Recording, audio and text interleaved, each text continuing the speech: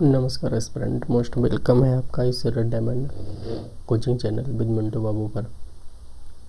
तो हम लोग यहाँ पे बातचीत करेंगे कि जो हम सॉल्व आउट करेंगे सुपर टीटी के लिए क्वेश्चन पेपर है, इसमें आपको सारा मिल ही जाएगा। तो हम लोग इसमें questions important near about 150 question हम यहाँ पे सॉल्व आउट करेंगे और देखेंगे कि कैसे क्या नंबर आप प्राप्त करते हैं। ठीक है, तो पहला जो क्वेश्चन है वो क्वेश्चन है, संसार का सबसे बड़ा द्वीप ग्रीनलैंड है। देखिए, और भी जो सब्जेक्ट के क्वेश्चन है वो हम आगे पीछे कर लेंगे। तो बताइएगा, संसार का सबसे बड़ा द्वीप ग्रीनलैंड है, वह अभिन्न अंग है। तो वह कहाँ का अभिन्न अंग है? तो आप ये बताइएगा, नॉर्वे का, उत्तर अमेरिका का, या डेनमार्क का, या फिर कनाडा का। तो देखिए, ये डेनमार्क का क्या है, अभिन्न अंग है। नेक्स्ट क्वेश्चन है, भारतीय मानक समय किस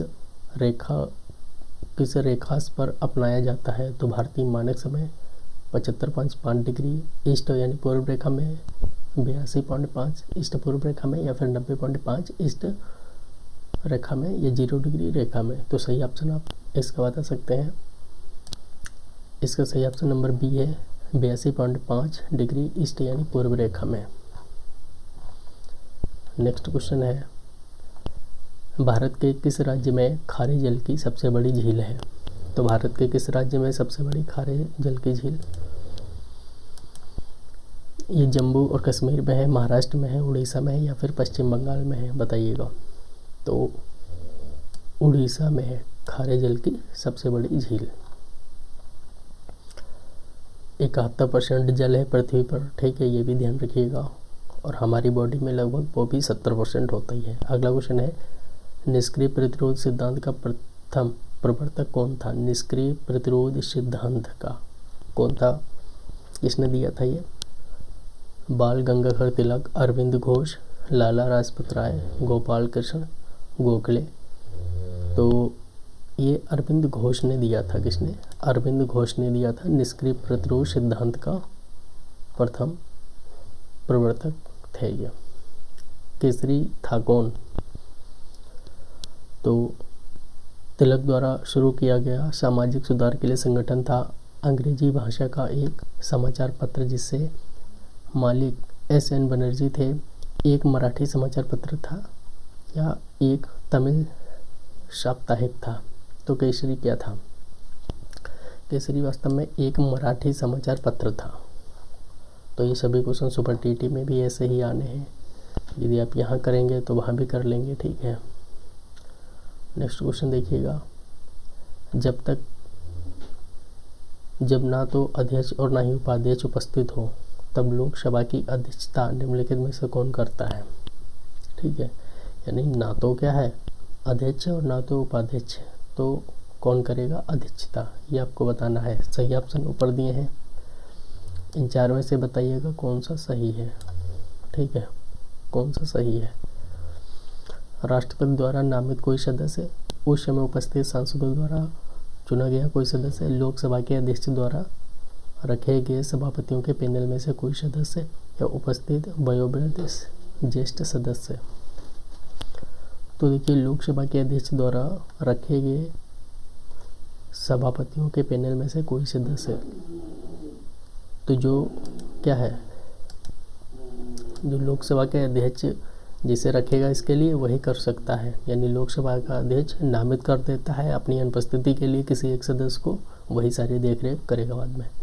नेक्स्ट क्वेश्चन है, भारतीय संविधान में लोकसभा तथा राज्यसभा के सदस्यों की अधिकतम संख्या कितनी निर्धारित की गई है? तो बताइएगा। देखिए, लोकसभा में अधिकतम कितनी संख्या है, ठीक है, और राज्यसभा में। तो पहले देखिएगा लोकसभा में कितनी है, तो लोकसभा में ज़्यादा होती हैं, राज्यसभा में कम होती हैं। तो 545 लोकसभा में अधिकतम और 250 राज्यसभा में हो सकती है, ठीक है, ये ध्यान रखिएगा। और 250 में से राष्ट्रपति 12 सदस्यों को मनोनीत कर सकता है, ये भी इम्पोर्टेंट है। और 545 में से 2 लोगों को। संविधान में 61वें क्या है अनुच्छेद के तहत राष्ट्रपति क्या है क्षमादान दे सकता है, जो कि फांसी वगैरह होती है वो 61वें सॉरी ये महाभियोग है। 61वें के अनुसार राष्ट्रपति पर महाभियोग लगाया जा सकता है।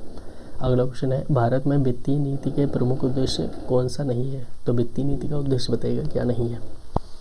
वित्तीय अर्थव्यवस्था में तरलता बढ़ाना है या नहीं है। मूल्य स्थिरता को प्रोत्साहित करना, आमदनी और संपत्ति की असमानता को कम करना, रोजगार के अवसर को प्रोत्साहित करना। तो देखिए ये सभी इसमें से हैं, लेकिन पहला है अर्थव्यवस्था में तरलता बढ़ाना। देखो तरलता से आगे जाके दिक्कतें उत्पन्न होती हैं। किसी के पास बहुत ज़्यादा पैसा है, वो क्या है जो भी चाहे कर देगा गलत सलत। तो ये क्या है प्रमुख उद्देश्य नहीं है, बाकी चीज़ें जो है वो प्रमुख उद्देश्य हैं। नेक्स्ट क्वेश्चन है भारत में निम्नलिखित में से कौन बीमा कारोबार को नियंत्रित करता है। आधे बच्चे बताइएगा, ये गलत क्वेश्चन आप लोग बताएंगे इसमें से। बहुत से बच्चे सेबी वगैरह लगाएंगे, लेकिन सही आंसर इसका क्या है IBI नहीं है, ठीक है। IDBI ये भी नहीं है, सेबी भी नहीं है, सही आंसर है IRDA। तो IRDA क्या है, ये बीमा कारोबार को नियंत्रित करता है। जल संसाधनों के संरक्षण का सबसे अच्छा तरीका क्या है। जल संसाधन का संरक्षण कैसे करेंगे आप। तो वर्षा के जल का संग्रह करेंगे, सतत जल उपयोगिता करेंगे, या प्राकृतिक वनस्पति का पुनर्जनन या रीजनरेशन को प्रोत्साहित करना, इनमें से सभी। तो प्राकृतिक का जो जल होगा उसे पुनर्जनित करेंगे, यही सबसे अच्छा विकल्प है। अगला क्वेश्चन है तेल उत्पादन कार्यक्रम OPP कब प्रारंभ किया गया। तो तेल उत्पादन कार्यक्रम कब प्रारंभ किया गया था बताइएगा। ये 1986 में प्रारंभ किया गया, 1986 में। और इसी समय क्या है 1986 में ही पर्यावरण से संबंधित कई बार क्वेश्चन आते रहते हैं। पर्यावरण संरक्षण निम्नलिखित में से कौन से युग में जोड़े का मिलान गलत ढंग से किया गया है। तो प्लेटो इन्होंने गणतंत्र पुस्तक लिखी थी, अरस्तु इन्होंने राजनीति से संबंधित है। ये पंडित जवाहरलाल नेहरू हिंद स्वराज, ठीक है, ये सही नहीं है। कार्ल मार्क्स दास कैपिटल, ये भी सही है। तो सही आंसर क्या हो जाएगा ये, बाकी सभी सही मिलान है या नहीं है। अगला क्वेश्चन है निम्नलिखित में से कौन सी जनजाति सभा सामान्य रूप से जनजाति सरदार मुखिया के चुनाव में शामिल होती है। तो ये समिति है, कौन समिति। नेक्स्ट क्वेश्चन आप बताइएगा।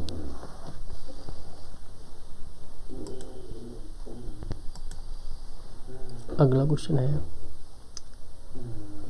भारतीय इतिहास के निम्नलिखित युगों में से किसके दौरान क्षत्रिय एक विशिष्ट पहचान रखते थे।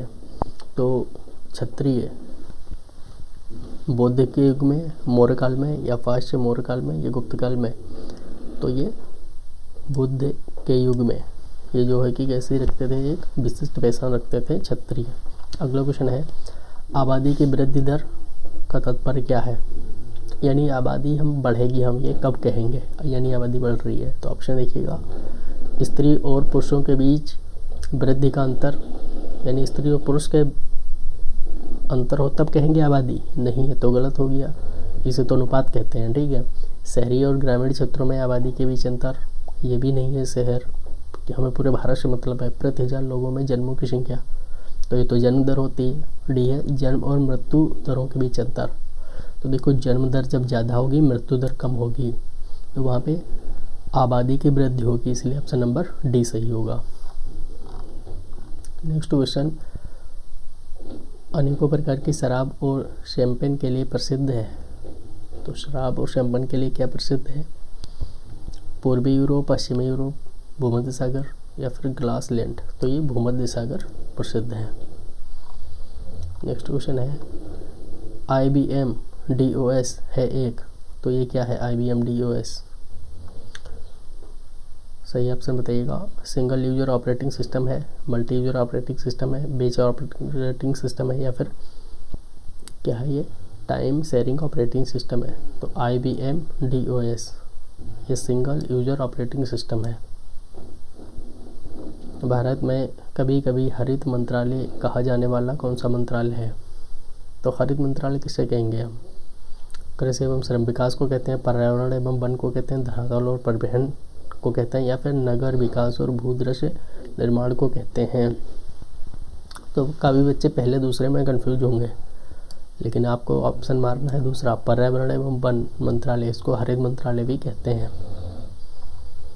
नेक्स्ट क्वेश्चन है, किस राज्य में अमा जंगल योजना, मेरी जंगल योजना प्रारंभ की गई है, जो कि राज्य में वन क्षेत्र को बढ़ाने के लिए एक चेष्टा है?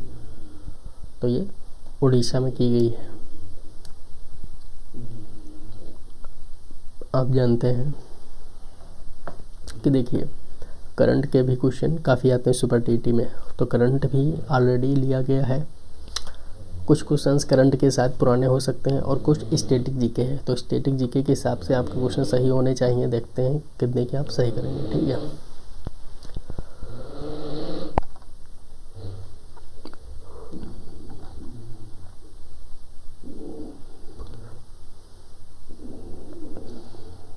The story of Malgudi's days नामक पुस्तक किसके द्वारा लिखी गई है? देखिए सुपर टीटी में कई पुस्तकें और उनके लेखक 2 बार पूछे गए, 3-3 4 क्वेश्चन आते हैं खाली पुस्तकों से, तो बहुत इंपॉर्टेंट क्वेश्चन है ये, आपको पता होना चाहिए।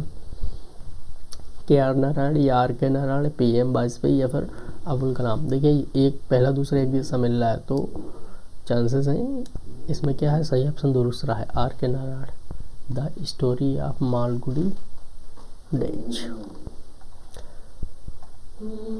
खिलाड़ियों को रणजी ट्रॉफी किस खेल से संबंधित है? ये कई बार क्वेश्चन आ चुका है, रणजी ट्रॉफी, ठीक है। तो ये किससे संबंधित है आप बता सकते हैं? तो देखिए ये क्रिकेट से संबंधित है, क्रिकेट। आप ऐसे ध्यान रखिएगा, देखिए रण एक राजा से संबंधित है और वो राजा क्रिकेट का बादशाह कौन है? सचिन। तो रण से राजा और राजा सचिन, और सचिन किससे संबंधित है? क्रिकेट। तो आप सी वाला ऑप्शन में सब पकड़ पाएंगे। फुटबॉल, हॉकी, कबड्डी ये नहीं है। अगला है केंद्रीय खाद्य प्रौद्योगिकी और अनुसंधान संस्थान CFTRI कहाँ स्थित है? केंद्रीय खाद्य प्रौद्योगिकी संस्थान कहाँ पे स्थित है? चेन्नई, मैसूर, हैदराबाद, बंगलोर। तो खाद्य वाला ये प्रौद्योगिकी संस्थान मैसूर में स्थित है। खाद्य फसलों में शामिल है, यानी खाद्य फसलें इनमें से कौन कौन सी? तंबाकू खाद्य फसल है, और अलसी, एरंड, हल्दी, कपास, गन्ना, खाद्यान्न, दालें, खाद्य तेल, जूट, कपास, मिर्च। तो देखिए सबसे सही ऑप्शन नंबर तीसरा है इसमें से, खाद्यान्न, दालें, खाद्य तेल है। निम्नलिखित में से कौन सा सही नहीं है? तो बताइएगा। पहला है PIL public induce litigation, CNG compressed natural gas, SIT social investigation team, KYC know your customer. तो कौन सा इसमें सही नहीं? देखिए नो टू योर कस्टमर ये भी इसमें क्या है? सही है। और SIT स्पेशल इन्वेस्टिगेशन टीम ये भी सही है। CNG compressed natural gas CNG कहते हैं, जो कि दिल्ली वगैरह में यूज़ किए जाते हैं। PIL ये फिर क्या है? इसमें सही नहीं है। नेक्स्ट क्वेश्चन है, निम्नलिखित में से किसका मिलान गलत किया गया है? 4 ऑप्शन है, बताइएगा।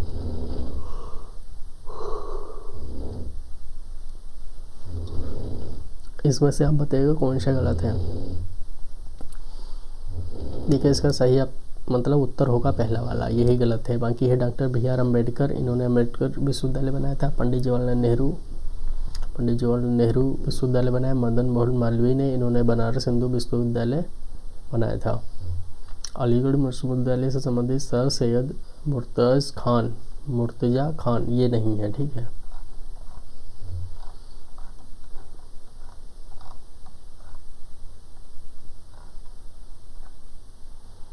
क्वेश्चन नंबर 98 करिएगा। हाल ही में किसे हॉकी इंडिया का नया अध्यक्ष बनाया गया है? इस क्वेश्चन का आंसर आप लोग बताइएगा। इस समय वर्तमान में कौन है और इसके पहले कौन थे? उत्तर प्रदेश में आवास बंधु का गठन कब किया गया? 98। आवास बंधु का गठन 1997 में किया गया। नोबेल पुरस्कार 2018 में किस कैटेगरी में पुरस्कार नहीं देने का निर्णय लिया गया? ये बहुत अच्छा क्वेश्चन है। नोबेल पुरस्कार यानी दिए नहीं गया सन 2018 में। और यदि आप करंट पढ़ रहे हैं तो आप जानते होंगे सन 2018 में साहित्य में नहीं दिया गया था। ठीक है, यहाँ साहित्य में। तो नेक्स्ट क्वेश्चन देखिएगा।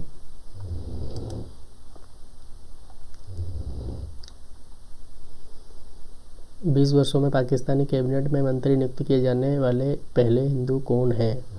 तो पाकिस्तान में हिंदू या कैबिनेट मंत्री बन गए हैं। कौन बने हैं? दर्शन लाल बने हैं। कौन? दर्शन लाल। यही सही ऑप्शन है। अगला क्वेश्चन है सूची फर्स्ट सूची सेकंड को सुमेलित कीजिए। तो ये करना है, सही ऑप्शन इसमें बताना है और मिलान करना है, कौन सा होगा।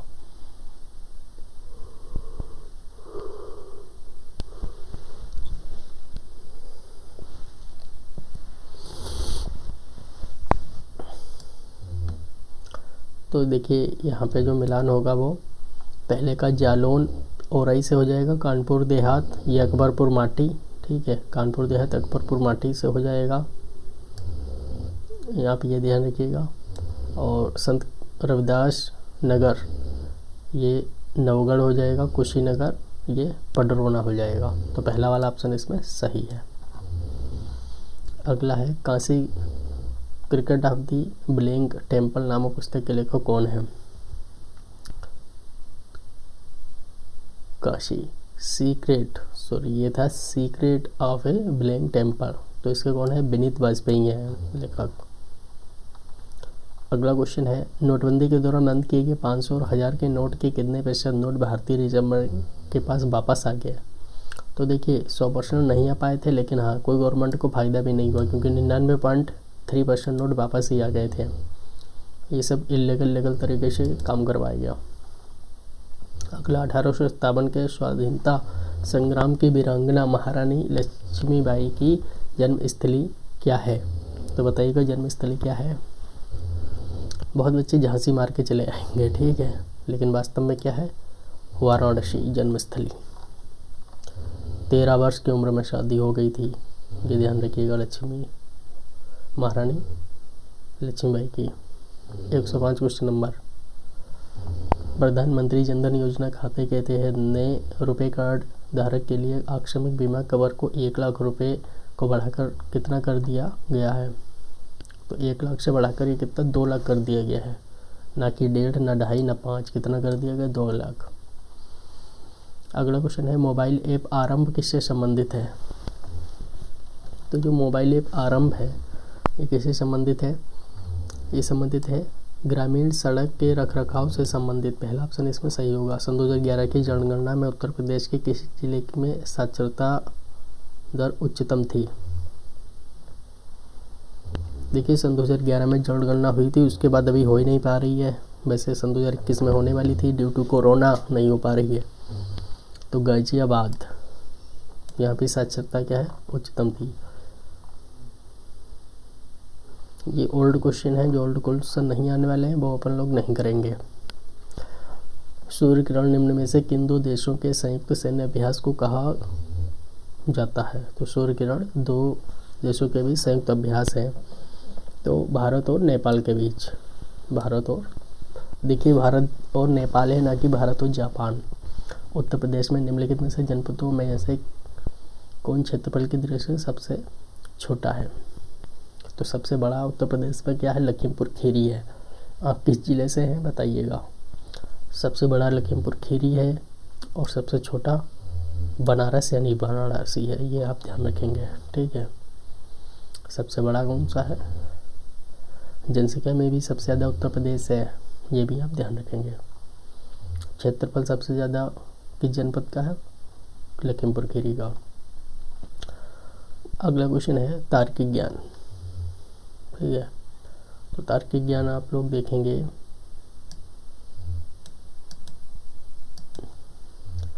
दिए गए विकल्पों में संबंधित शब्दों को चुनिए। बुद्धिमान मूर्ख से संबंधित है तो फलाना किससे संबंधित है। अब ध्यान दीजिएगा, 4 ऑप्शन आपको दिए हैं, इन्हीं में से कोई ऑप्शन है। देखिए, बुद्धिमान होता है तो उसका मतलब मूर्ख है, और फुलाना मतलब हवा भरना, और फुलाना का उल्टा क्या हो जाएगा, हवा निकालना।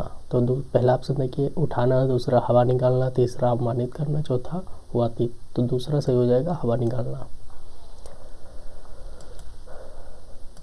अगला है, दिए गए विकल्पों में से विषम संख्या को चुनिए। तो आप इसे थोड़ा सॉल्व आउट करिएगा, ठीक है, और बताइएगा इसका आंसर कौन सा आ रहा है। इसका आंसर लास्ट वाला 5841 है।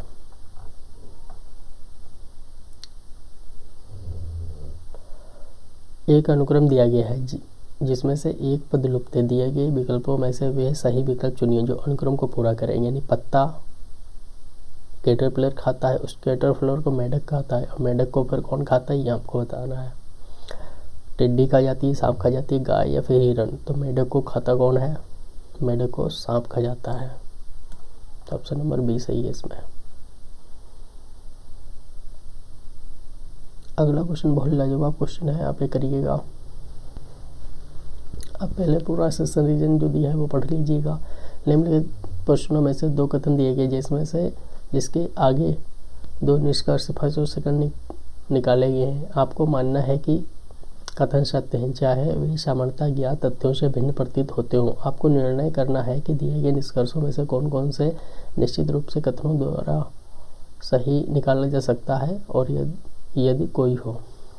तो पहला है, सभी युवा लड़कियां आधुनिक हैं। ध्यान से सुनिएगा, इसको आपको मानना है, सच्चाई कुछ नहीं, जो दिया हो वो मानना है। सभी युवा लड़कियां आधुनिक है, तो ठीक है, हमने मान लिया कि जितनी भी युवा लड़कियां सभी क्या है, आधुनिक। फिर आगे क्या कह रहा है, आगे कह रहा है कोई आधुनिक पुरुष अंधविश्वासी नहीं है। ठीक है, तो देखो जो दूसरी वाली लाइन है वो क्या कह रही है कि कोई युवा पुरुष अंधविश्वासी नहीं है। अब देखो ऊपर वाली लाइन में कहीं पे पुरुष वगैरह तो नहीं दिया, ठीक है। यहाँ पे लड़की की बात की गई थी, यहाँ पुरुष आ गया। यानी पहली वाली लाइन का दूसरी वाली लाइन से कोई संबंध दिख नहीं रहा है, ठीक है। क्या है, कोई संबंध नहीं है। तो पहला ऑप्शन क्या है, निष्कर्ष फर्स्ट सही है, यानी ये हम नहीं कह सकते हैं। निष्कर्ष फर्स्ट सही है, सभी युवा लड़कियां आधुनिक हैं। तो क्या है यहाँ पे, और कोई आधुनिक पुरुष अंधविश्वासी नहीं है, कोई लड़की अंधविश्वासी नहीं है। लड़की के बारे में पहला नहीं निकल रहा है, क्योंकि लड़की के बारे में ऐसी बात नहीं कही गई है। दूसरा, कोई आधुनिक पुरुष अंधविश्वासी नहीं है, कोई युवा पुरुष अंधविश्वासी नहीं है।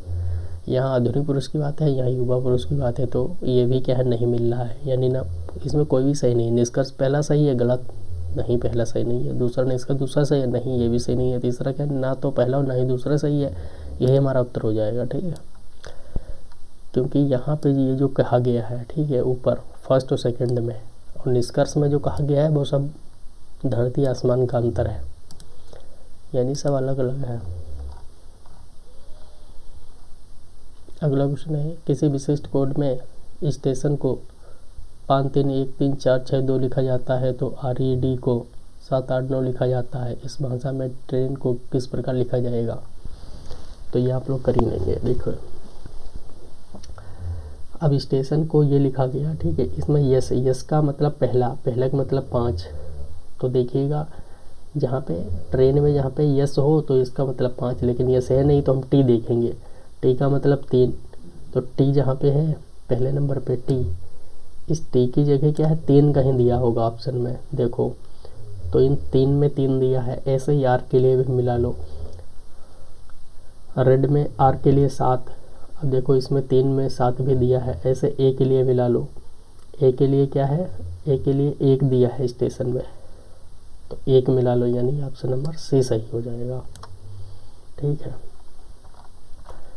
सूचना तकनीकी यानी कंप्यूटर भी आता है 5 नंबर का। अब ये देखेंगे अपन लोग,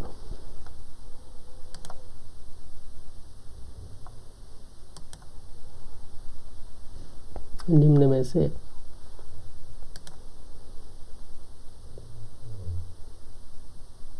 25 मिनट का वीडियो हो गया है। निम्न में से कंप्यूटर का डायब्रेन कौन सा है?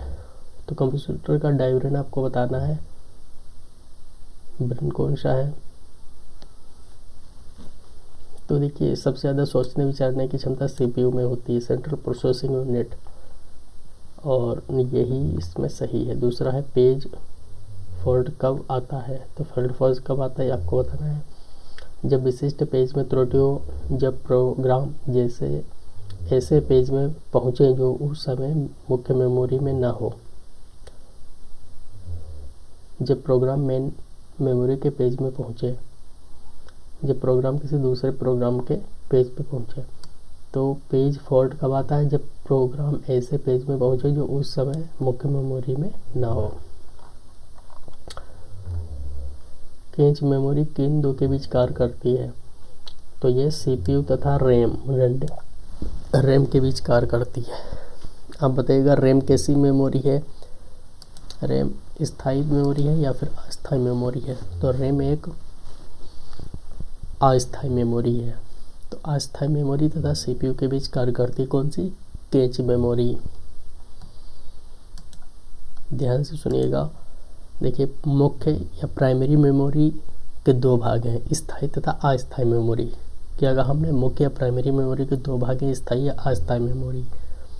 एक होती है अस्थायी, वो है रैम, और एक होती है स्थायी, जिसको कहते हैं रोम। और सेकेंडरी मेमोरी क्या है? HD, hard disk, pen drive, ये सब सेकेंडरी मेमोरी है। कंप्यूटिंग का कौन सा प्रकार कंप्यूटेशन, स्टोरेज और यहाँ तक कि एप्लीकेशन को भी पूरे नेटवर्क में सर्विस के रूप में करता है? तो कौन करता है ये सब, ये आपको बताना है। तो पहला है cloud computing, distributing computing, parallel computing, virtual computing. तो देखिए, जो एक मेन सर्वर कंप्यूटर होता है उसको क्लाउड कंप्यूटर कहते हैं, वो सब कुछ डेटा वगैरह रखता है। WIMAX का क्या अभिप्राय है? देखिए, गलत शब्द हम नहीं पढ़ेंगे, एक हम आपको बता दे रहे हैं इसमें, वो आपको याद कर लेना है। वर्ल्ड वाइड इंट्रो, ठीक है, इंटरऑपरेबिलिटी फॉर माइक्रोवेव एक्सेस। तो world wide interoperability for microwaves access, ये वाला सही है।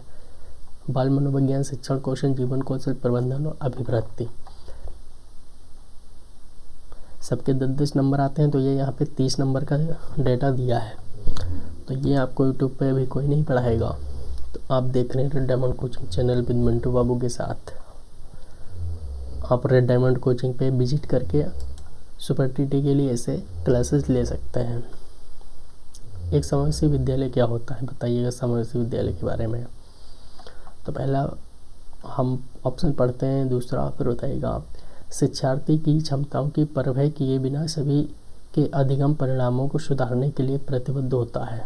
समावेशी विद्यालय शिक्षार्थियों के मध्य अंतर करता है और विशेष रूप से सक्षम बच्चों के लिए कम चुनौतीपूर्ण उपलब्ध लक्ष्य निर्धारित करता है। देखिए, कम चुनौतीपूर्ण लक्ष्य, ये हमारा ऑप्शन नहीं होगा, यानी हम कम चुनौती कभी ऑप्शन नहीं लगाते हैं, ठीक है, ये नेगेटिव है।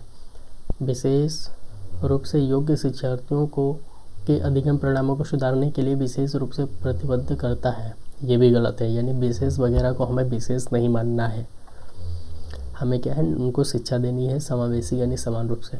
शिक्षार्थियों की नियोग्यता के अनुसार उनके सीखने की आवश्यकता को निर्धारित करता है। तो ये भी सही नहीं है, इसका ऑप्शन सही है पहला। क्या है? शिक्षार्थियों की क्षमता की परवाह किए बिना, यानी शिक्षार्थी की क्या क्षमता है ये आप नहीं निर्धारित करेंगे, वो समावेशी विद्यालय है। सभी के अधिगम परिणामों को सुधारने के लिए प्रतिबद्ध होता है, यानी बच्चा कैसा भी आ जाए, बुद्धू, चूतिया, बेवकूफ़, होशियार, हमें उसके क्या सिखाना ही है। ये है समावेशी शिक्षा।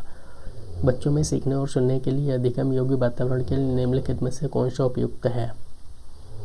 सीखने और सुनने के अधिगम योग्य वातावरण के लिए तो बताइएगा। एक लंबे समय के लिए निष्क्रिय रूप से सुनना, यानी निष्क्रिय रूप, तो निष्क्रिय हमारा नेगेटिव है, आंसर नहीं होगा। निरंतर गृह कार्य देते रहना, ये भी गलत है, ये भी आंसर नहीं होगा। सीखने वाले द्वारा व्यक्तिगत कार्य करना। तो जो सीख रहा है वो अपना सिर्फ कार्य करे, ये भी सही नहीं है। आखिरी कह रहा है शिक्षार्थियों को कुछ यह छूट देना कि क्या सीखना है और कैसे सीखना है। तो शिक्षार्थियों को छूट दे दो, वो खुद कोशिश करेंगे और सीख जाएंगे, क्योंकि बच्चों में सीखने की क्षमता होती है। अधिगम निरोग्यता क्या है? अधिगम निरोग्यता एक स्थिर अवस्था है। क्या ये हमेशा रहती है या फिर चर अवस्था है? जरूरी नहीं कि कार्य पद्धति की हानि करे। तो सही बताइएगा ऑप्शन 3 में से ही कौन सा इनमें से एक आंसर है। ये एक चर अवस्था है, यानी स्थिर नहीं है। ठीक है, तो अधिगम निरोग्यता एक चर अवस्था है। क्वेश्चन नंबर 24 निम्नलिखित में से कौन सी संज्ञानात्मक क्रिया दी गई सूचना के विश्लेषण के लिए प्रयोग में लाई जाती है? संज्ञानात्मक क्रिया। ठीक है, तो संज्ञान के द्वारा क्या करा करते हैं आप ये बता सकते हैं। तो देखो नंबर 1 पहचानना, अंतर करना, वर्गीकृत करना, वर्णन करना। तो संज्ञान के द्वारा वर्णन करना होता है। देखिए अगर संज्ञान होता है तो व्यक्ति पहले पहचानेगा, अंतर भी कर लेगा, वर्गीकृत भी कर लेगा, तब जाके वर्णन कर पाएगा। वर्णन करना एक व्याख्या करना होता है। तो संज्ञान एक उच्च स्तर है और वर्णन करना भी उच्च स्तर है। मेरे जीवन से विद्यालयों में खेल कूद रैलियों के आयोजन से क्या होता है बताओ? छात्रों की दूसरी अन्य प्रतिभाओं का विकास होता है, छात्रों का समय नष्ट होता है, छात्रों की शिक्षा का पर बुरा असर पड़ता है, छात्रों में पार्टीबंदी बढ़ती है। तो देखिए पहला ऑप्शन, छात्रों को दूसरी अन्य प्रतिभाओं का विकास होता है। जैसे आप खेल रहे हैं, आपके दोस्त ने कुछ सिखा दिया खेलते खेलते, तो आपका फ़ायदा हो जाएगा। सीखने के अंतःदृष्टि सिद्धांत किसने दिए हैं? तो अंतःदृष्टि सिद्धांत जीन पियाजे ने, वाइगोस्की ने, गेस्टाल्ट सिद्धांत या फाउलाव। तो अंतःदृष्टि सिद्धांत यानी सूझ एकदम आती है, ये किसने कहा था? ये गेस्टाल्ट वादियों ने कहा था। जीन पियाजे ने भाषा के सिद्धांत दिए थे कि बच्चा भाषा कैसे सीखता है। वाइगोस्की ने कहा था कि बच्चा समाज में रह के सीखता है। ध्यान दीजिएगा, तो ये सिद्धांत दिए थे।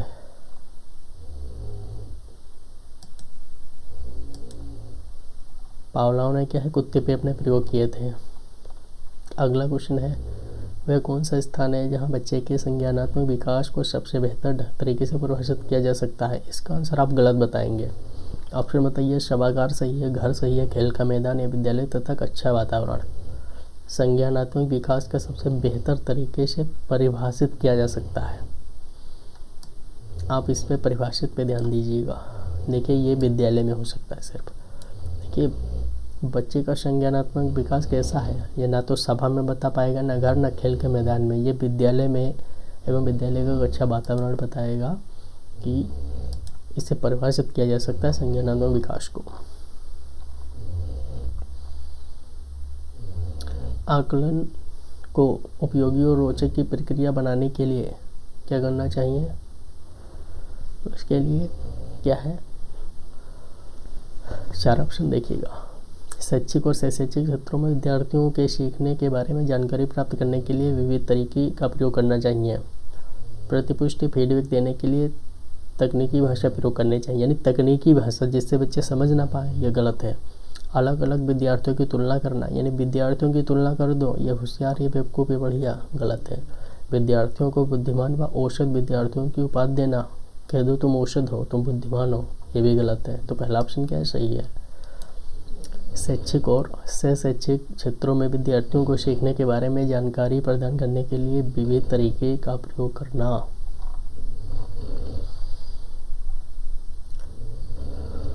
एक शिक्षक अपने लोकतांत्रिक स्वभाव के कारण विद्यार्थियों को पूरी कक्षा में कहीं भी बैठने की अनुमति दे देता है। कुछ शिक्षार्थी एक साथ बैठते हैं और चर्चा करते हैं, ये सामूहिक पठन करते हैं, कुछ चुपचाप बैठकर अपने आप पढ़ते हैं। एक अध्यापक को यह पसंद नहीं आता। इस स्थिति में से निपटने के लिए निम्न में से कौन सा तरीका सबसे बेहतर हो सकता है? आप मास्टर बन गए हो, ठीक है, उसके बाद आपने कहा जैसा मन हो वैसा करो, बच्चे अपने अपने मन का कर रहे हैं, तो अभिभावक को अच्छा नहीं लग रहा। अब आप टीचर हो तो बताओ कौन सा ऑप्शन टिक करोगे? पहला, अभिभावकों को शिक्षक पर विश्वास व्यक्त करना चाहिए और शिक्षक के साथ समस्या पर चर्चा करनी चाहिए। दूसरा, अभिभावक को उस विद्यालय से अपने बच्चे को निकाल लेना चाहिए, ये गलत है, दूसरा नहीं लगाएंगे। बच्चा निकाल थोड़ी ले जाएंगे। अब बच्चा माता पिता गरीब है, ठीक है, कहाँ पढ़ाएगा। अभिभावक को प्रधानाचार्य से शिक्षक की शिकायत करनी चाहिए, ये भी गलत है। अभिभावक को प्रधानाचार्य से अनुरोध करना चाहिए कि उनके बच्चे का अनुभाग बदल दें, ये भी गलत है। तो पहला ऑप्शन सही है। अभिभावक को शिक्षक पर विश्वास व्यक्त करना चाहिए और शिक्षक के साथ समस्या पर चर्चा करनी चाहिए कि समस्या क्या है भाई साहब। प्राथमिक स्तर पर एक शिक्षक में निम्नलिखित में से किसे सबसे महत्वपूर्ण विशेषता मानना चाहिए। तो प्राथमिक स्तर पर यानी आप 1 से 5 के यदि टीचर बन गए तो क्या करोगे। शिक्षक पद्धतियों और विषयों के ज्ञान में दक्षता होनी चाहिए या अति मानक भाषा में पढ़ाने में दक्षता होनी चाहिए, पढ़ाने की उत्सुकता होनी चाहिए, धैर्य और लगन होनी चाहिए, दृढ़ता। तो पहली बात धैर्य होना चाहिए, दूसरी बात दृढ़ता। यानी छोटा बच्चा है, उसने तुमसे पूछ लिया कि सर हमें नहीं पता है नौका पहाड़ा, या फिर हमें नहीं पता है छोटा बड़ा, तो आप क्या है उसे बार बार पूछेगा, 10 बार आप गुस्सा जाएंगे। तो क्या है, आपको धैर्य होना चाहिए। छोटा बच्चा है, भूलेगा ज़रूर। के कारण प्रतिभाशालीता होती है, तो प्रतिभाशाली किसके कारण होती है ये बताओ। अनुवांशिकता, रचना के कारण, वातावरण या फिर अभिप्रेरणा के कारण, 1 और 2 दोनों, मनोसामाजिक के कारण। तो सही ऑप्शन है इसका सी। देखो अनुवांशिकता ज़्यादा होती है, वातावरण कम होता है, ये वाला कहते हैं कौन, वुडवर्थ। लेकिन रियलिटी ये है कि वातावरण ज़्यादा होता है, अनुवांशिकता कम होती है। वुडवर्थ के अनुसार 80% योगदान अनुवांशिकता का है आपके विकास में, और 20% वातावरण का। निम्नलिखित में से कौन सा सत्य है, तो बताइएगा कौन सा इसमें सत्य है।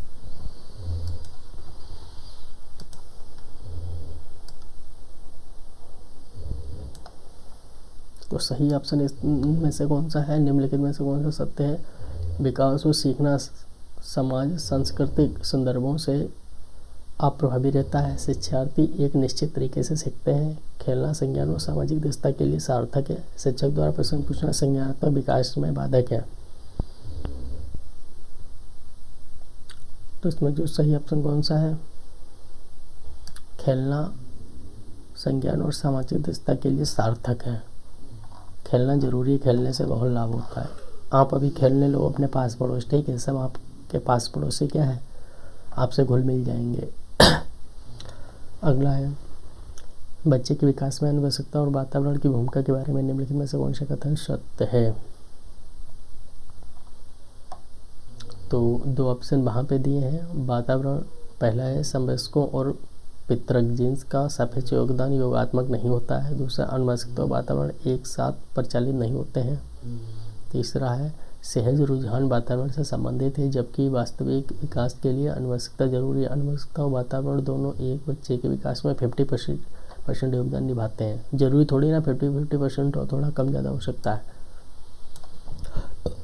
तो सहज रुझान वातावरण से संबंधित हैं जबकि वास्तविक विकास के लिए अनुवांशिकता जरूरी है। अगला क्वेश्चन है सीता ने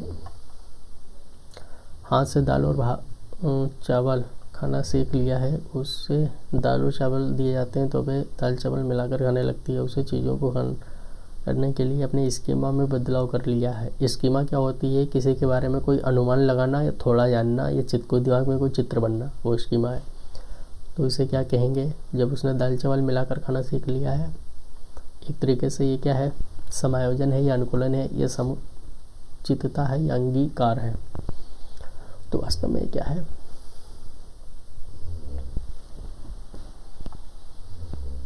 तो उसने अनुकूलन नहीं, उसने समायोजन करना सीख लिया है, यानी समय के साथ बदलाव करना सीख लिया है, वही समायोजन है। यानी सुपर टेट की आपकी परीक्षा हो रही है, यदि आप 13-14 सब्जेक्ट पढ़ रहे हो तो ठीक है, नहीं पढ़ रहे हो तो आपने समायोजन कर लिया है, और नहीं पढ़ रहे हो तो यानी आपने समायोजन नहीं कर पाया है, ठीक है। कमेंट सेक्शन में बताइएगा कि इस वीडियो में हम और क्या अच्छा कर सकते हैं। ये अभी हमारी जस्ट फर्स्ट वीडियो है, हम और भी अच्छा कंटेंट और भी बेहतर तरीके से आपको डिलीवर करने की कोशिश करेंगे। सब्जेक्ट भी आपको नियर अबाउट 1-2 छोड़ के 14 में से बाकी सब मिल ही जाएंगे समझने के लिए, प्रैक्टिस करने के लिए। शिक्षा मनोविज्ञान की विषय सामग्री शिक्षा की प्रक्रियाओं में भाग लेने वाले विद्यार्थी की प्रकृति। तो ये बताइएगा, व्यवहारिक जीवन की ओर या सामाजिक जीवन या मानसिक या आर्थिक जीवन, शिक्षा मनोविज्ञान है। ठीक है, तो क्या है, शिक्षा मनोविज्ञान में व्यवहार आता है, सामाजिक, मानसिक या फिर आर्थिक। तो शिक्षा मनोविज्ञान मन यानी मस्तिष्क के बारे में, जीवन का व्यवहार है। शिक्षा मनोविज्ञान मानव व्यवहार का परिस्थितियों में अध्ययन है। शिक्षा मनोविज्ञान मानव व्यवहार का कहाँ अध्ययन है?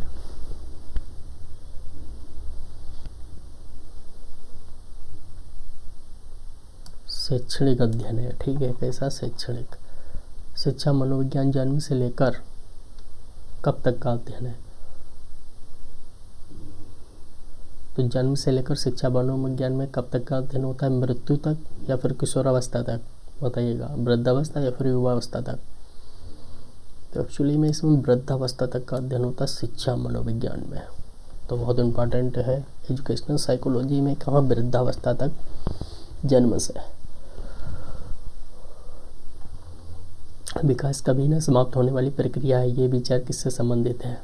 एकीकरण का सिद्धांत, अंतः क्रिया का सिद्धांत, अंतः संबंध का सिद्धांत, निरंतरता का सिद्धांत। तो विकास कभी न समाप्त होने वाली प्रक्रिया है, ये निरंतरता का सिद्धांत है। बच्चों के बुद्धि विकास की 4 विशिष्ट अवस्थाओं को किसने दिया? स्किनर ने, पियाजे ने, कोहलर या एरिक्सन? तो पियाजे ने संज्ञानात्मक की 4 अवस्था दी हैं। 4 अवस्थाएं दी हैं। जन्म से 2 वर्ष, ठीक है, फिर 2 से 6 वर्ष, 6 से 12 और 12 से आगे तक। पहला समधि कामक अवस्था, फिर उसके बाद पूर्व संक्रात्मक अवस्था, मूर्त संक्रात्मक अवस्था और औपचारिक संक्रात्मक अवस्था, ये दी है। अगला क्वेश्चन है, कोहलबर्ग ने नैतिक विकास के नियम दिए हैं, ये ध्यान रखिएगा। स्किनर ने चूहे पे प्रयोग किया है। बच्चों की सीखने की प्रक्रिया में माता पिता को भूमिका निभानी चाहिए, यानी माता पिता को कैसी भूमिका निभानी चाहिए? जैसे आप कह रहे हो सुपर टीटी का सिलेबस सीखेंगे, तो माता पिता को क्या करना चाहिए? 4 ऑप्शन है। एक है सहानुभूतिपूर्ण, तो आपके माता पिता सहानुभूति दिखाएं। दूसरा तटस्थ रहें। तीसरा नकारात्मक रहें, यानी कहें तुमको हम सुपर टीटी सिलेबस तैयार करना चाहते हैं, तुम्हारे मम्मी पापा कहें रहने दो, बहुत कंपटीशन है, रहने दो, जाओ कोई नौकरी कर लो प्राइवेट, रहने दो, तो ये नकारात्मक हो गया। तटस्थ यानी जैसे हैं वैसे ही रहें, ये भी नहीं। सबसे अच्छा अग्रोन्मुखी, ठीक है, अग्रोन्मुखी, यानी अगर आप कहें कि हम सुपर टीटी की तैयारी करना चाहते हैं, तो आपके पिताजी कहें बहुत अच्छा, हम तुम्हारी ये सहायता करेंगे, देखो तुम्हें ये कोर्स दिलवा दे रहे हैं, तुम्हें ये करवा दे रहे हैं, या फिर तुम्हारे लिए हम थोड़ा 1 वर्ष का 2 वर्ष का समय दे रहे हैं, ये दे रहे हैं, तो उन्हें अग्रोमुखी होना चाहिए। तो ये अच्छा है। एक शिक्षक को, तो 4 ऑप्शन दिए हैं, बताइएगा शिक्षक से संबंधित इसमें क्या है? शिक्षक को क्या करना चाहिए? शिक्षार्थी द्वारा की गई त्रुटियों को एक भयंकर भूल के रूप में लेना चाहिए। भयंकर भूल, ठीक है, प्रत्येक त्रुटि के लिए गंभीर टिप्पणी देनी चाहिए। तो पहला गलत है। शिक्षार्थी कितनी बार गलती करने से बचता है, इसे सफलता के माप के रूप में लेना चाहिए। जब शिक्षार्थी विचारों को संप्रेषित करने की कोशिश कर रहे हो, तो उन्हें ठीक नहीं करना चाहिए। यानी कोई बच्चा कुछ कह रहा है और तुम बीच में टोक रहे हो, तो ऐसा नहीं करना चाहिए, सही है। व्याख्यान पर अधिक ध्यान देना चाहिए और ज्ञान के लिए आधार उपलब्ध कराना चाहिए। ये नहीं है, तीसरा ऑप्शन सही है।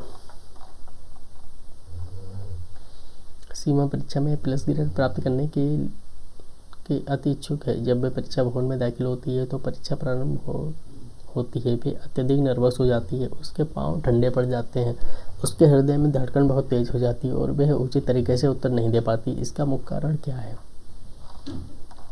बताइएगा। इसका मुख्य कारण आपके अनुसार क्या है? शायद वह अपनी तैयारी के बारे में बहुत आत्मविश्वासी नहीं है, शायद वे इस परीक्षा के परिणाम के बारे में बहुत अधिक सोचती है, निरीक्षक शिक्षिका को ड्यूटी पर है, वे उसकी कक्षा अध्यापिका हो सकती है और स्वभाव में बहुत कठोर है, शायद वे अक्षमा संवेगात्मक आवेग का सामना नहीं कर सकती है। देखो, जब परीक्षा परिणाम उसे पता है, बहुत ज़्यादा सोच लेगी, तब ऐसा होगा। आप लोग जो भी सुपर टीटी तैयारी कर रहे हैं, बहुत ज़्यादा सोच रहे होंगे, तो फिर उनको वैसा ही लगेगा। अब ये क्वेश्चन है, देखिएगा। राजेश अति लोलुप पाठक है, वे अपने खोज की पुस्तकों के अतिरिक्त पर्याप्त पुस्तकालय जाता है और विभिन्न प्रकार के पुस्तकें पढ़ता है। इतना ही नहीं, राजेश भोजनावकाश में अपने परियोजना कार्य करता है। उसे परीक्षाओं के लिए पढ़ने के लिए अपने शिक्षक अथवा अभिभावक द्वारा कभी भी कहने की ज़रूरत नहीं होती। वे वास्तव में सीखने का आनंद लेता नजर आता है। उसे के रूप में, यानी किसके रूप में बेहतर रूप से वर्णित किया जा सकता है? तो तथ्य आधारित शिक्षार्थी है, या शिक्षक अभिप्रेरित शिक्षार्थी है, या आकलन आधारित शिक्षार्थी है, या आंतरिक रूप से अभिप्रेरित शिक्षार्थी है? सही ऑप्शन क्या होगा? आंतरिक रूप से अभिप्रेरित शिक्षार्थी है। ऐसे सुपर टीटी में जो आंतरिक रूप से अभिप्रेरित हो जाएंगे वो इसे पढ़ेंगे रात दिन। यदि पूर्व प्राथमिक स्तर पर बच्चों पर खोज करने की अनुमति दे दी जाए तो संतुष्ट हो जाते हैं। जब उन्हें हतोत्साहित किया जाता है तो व्यथित हो जाते हैं। ऐसा इसलिए होता है क्योंकि अपनी उपेक्षा को कम करने के लिए, कक्षा के साथ संबंध होने के लिए, कक्षा में अवस्था फैलाने में, अपनी शक्तियों का उपयोग करने में अपनी उपेक्षा होती है ना उनकी, तो उसको कम करते हैं इस प्रकार को। सामाजिकरण है क्या? तो सामाजिकरण के बारे में बताओ क्या है। सामाजिकरण शिक्षा एवं पढ़ाई के बीच संबंध है। समाज के आधुनिकीकरण की प्रक्रिया है। समाज के मानदंडों के साथ अनुकूलन है। सामाजिक मानदंडों में परिवर्तन है। देखो, आप समाज में रहते हो तो समाज के जो नियम है आप उनमें अनुकूलन कर लो, बदलाव कर लो। यानी शादी बारात विवाह में सभी लोग आते जाते हैं तो आप भी आओ, बस यही सामाजिकरण है। तो आपको समाज के अनुसार चलना होगा, समाज के मानदंडों के अनुसार। और हाँ, अगर गवर्नमेंट टीचर बन गए तो कोई बात नहीं, तो जैसे मन हो वैसे चलना। तो जल्दी गवर्नमेंट टीचर बन जाओ, जैसा मन हो वैसा चलो, समाज के मानदंडों का अनुकूलन करो या ना करो। लेकिन अगर क्या है, वैसे तो तुम्हें समाज के मानदंडों का अनुकूलन करना ही पड़ेगा। अगला क्वेश्चन है, देखो यहाँ पे एक बात बताएं, जैसे सुपर टेटी में यदि आप क्वालिफाई हो गए, अच्छे नंबर आ गया, कम से कम 45-50 हज़ार रुपये सैलरी आएगी। ठीक है, कहाँ समाज से मतलब, कहाँ किससे मतलब, 1 साल का 6 लाख रुपये आएगा। जहाँ चाहोगे वो काम हो जाएगा और तुम्हें लोगों से मिलने की ज़रूरत नहीं पड़ेगी, लोग तुमसे मिलेंगे। तो समझ रहे हो। और पैसा वाला जो करता है वो सही होता है, गलत है वो भी सही, सही है वो भी सही। ठीक है, एक पैसा वाला था, उसने अपना मकान बनवाया तो आधा मकान बन पाया, बहुत पैसा था उसके पास। एक गरीब ने भी मकान बनवाया, तो गरीब ने मकान बनवाया, वो थोड़ा बन पाया, फिर उसने सोचा कि अब हम इसे पूरा करवा देते हैं, उसने पूरा करवा दिया। जो अमीर व्यक्ति था उसने आधा मकान बनवाया, उसके बाद उसने तोड़वा दिया क्योंकि उसके पास ज़्यादा पैसे थे। तो उसने आधा मकान बन पाया था, उसे तोड़वा दिया और फिर दोबारा बनवाया। तो बाद में जब दोनों मकान तैयार हो गए तो जिसके पास ज़्यादा पैसा था उसने तोड़वा के बनवाया था, तो उसने एक एक चीज़ देखी कि हाँ कहीं कुछ गलत ना हो, जो गलत हुआ तोड़वा दिया, जिसका पैसा कम था उसने एक ही बार में कर दिया। तो इस कहानी से ये पता चलता है कि पैसा जो होता है ना, वो उसका हर काम कुछ गलत होता ही नहीं है। क्यों? जिसका पैसा होता है उसका कोई काम गलत होता नहीं है, क्योंकि वो गलत किए हुए काम को सही करना जानता है पैसे से। आज के दिन पर अगर हाथ और पैर टूट जाए वो 4 बार जुड़ जाएगा, अगर सही नहीं जुड़ा है पैसा देकर फिर जुड़ जाएगा। ठीक है, तो कहने का मतलब इम्पॉर्टेंट समझो, तो रात दिन पढ़ो। पहला क्या है, एक पीटी खेल शिक्षक क्रिकेट के खेल में अपने शिक्षार्थियों के क्षेत्र रक्षण को सुधारना चाहता है। निम्न में से कौन सी युक्ति शिक्षार्थियों को अपने लक्ष्य प्राप्त करने में सर्वाधिक सहायक है? तो 4 ऑप्शन दिए हैं, बताइएगा कौन सा इसमें सही है।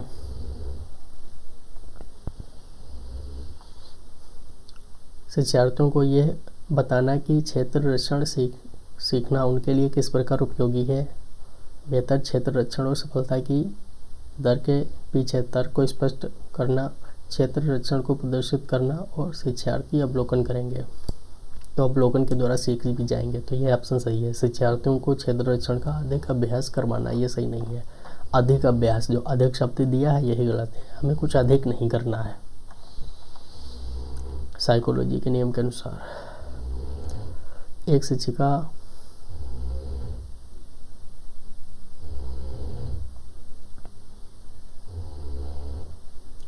अपने शिक्षार्थियों की इस रूप में मदद करना चाहती है कि वे एक स्थिति की अनेक दृष्टिकोणों की सराहना कर सकें। वे विभिन्न समूहों में एक स्थिति पर वाद विवाद करने के अनेक अवसर उपलब्ध कराती है। वाइगोत्स्की के परिप्रेक्ष्य के अनुसार उसके शिक्षार्थी विभिन्न दृष्टिकोण को क्या है, आत्मसात या निर्मित या संक्रियात्मक या तर्क संगत करेंगे। तो उसको क्या है, निर्मित करेंगे। नेक्स्ट क्वेश्चन नंबर है 48। 3-4 क्वेश्चन और बचे हैं, 3 क्वेश्चन। निम्नलिखित कथनों पर विचार कीजिए। तो इसमें से कौन कौन से कथन सत्य हैं ये आपको बताना है। कौन सा कथन सत्य है ये आपको बताना है। पहला है, बालकों में शिक्षा मनोविज्ञान के अध्ययन से सीखने, सामाजिक व्यवहार में उन्नति करने तथा व्यक्तित्व के अनुकूलन में सफलता आदि के भाव दृढ़ करना। तो सही है। शिक्षण क्रिया में अपेक्षित व्यवहारों की दृष्टि से उद्देश्यों में परिवर्तन लाना, व्यवहार की दृष्टि से उद्देश्य बदल जाए, ये भी सही है। शिक्षार्थियों के प्रति पक्षपात रहित एवं सहानुभूतिपूर्ण भावना का विकास करना, ये भी सही है। तो तीनों सही है। तो उपरोक्त सभी डी ऑप्शन सही हो जाएगा।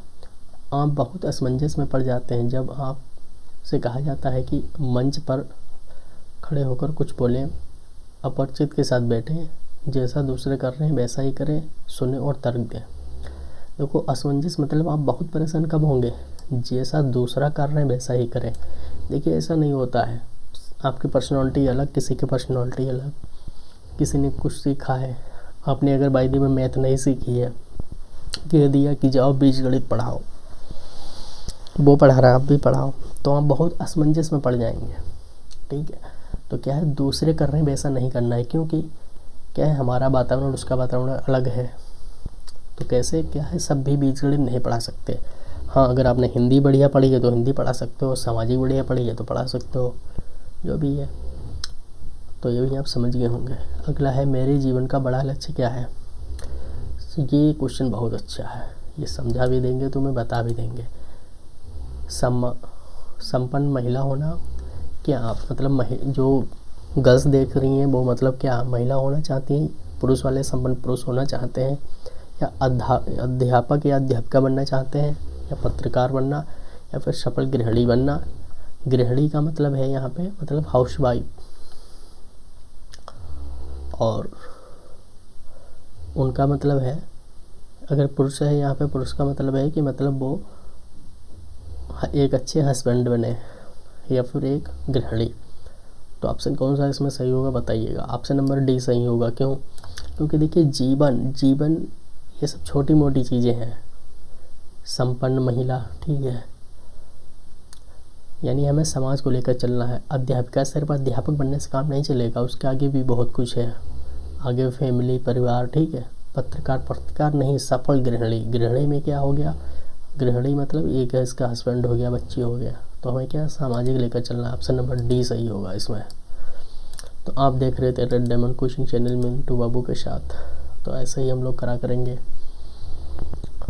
इम्पोर्टेंट क्वेश्चन सुपर टीटी के लिए बताएगा। ये वीडियो सेशन आपको कैसा लगा, जल्दी मिलेंगे नेक्स्ट टाइम। तब तक के लिए देखते रहिए red Diamond coaching channel with Mintu Babu for super TT. नमस्कार।